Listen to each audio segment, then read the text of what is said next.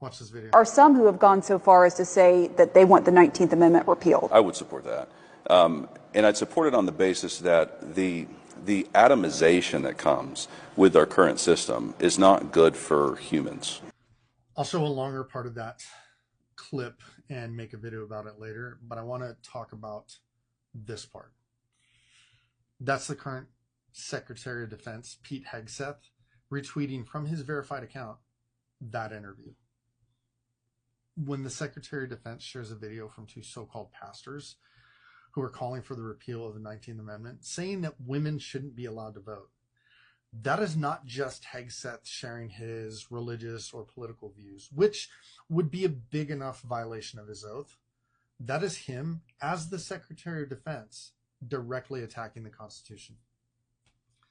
As a veteran, I swore an oath to support and defend the Constitution against all enemies, foreign and domestic, and the Secretary of Defense swears the same oath.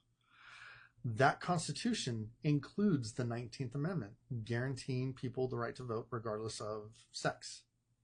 And you don't get to swear that oath and then amplify voices calling for its dismantling.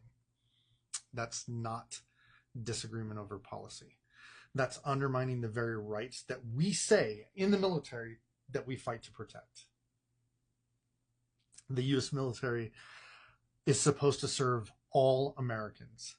That's how it maintains trust and cohesion and legitimacy. And if we're honest, those are qualities that are already in short supply in the recent decades, and especially the last 7 months, even without the leader violating their oath. Women serve at every level, in peacetime and in combat, in the chain or in command positions. And if the top civilian in the chain of command promotes rhetoric suggesting their political rights are negotiable, it damages morale and politicizes the military.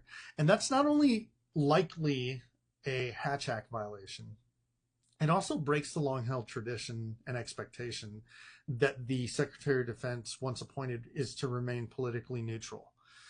And once you politicize the military, you set the nation on a path that other countries have taken and that never ends well for democracy.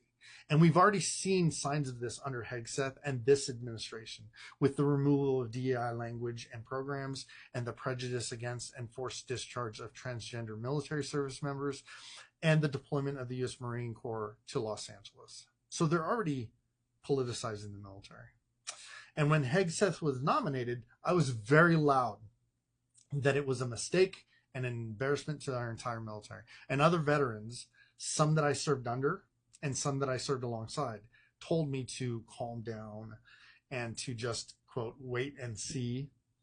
Then came the leaks of classified war plans on the Signal app, Signalgate, and those same veterans brushed it off and made excuses. And now this.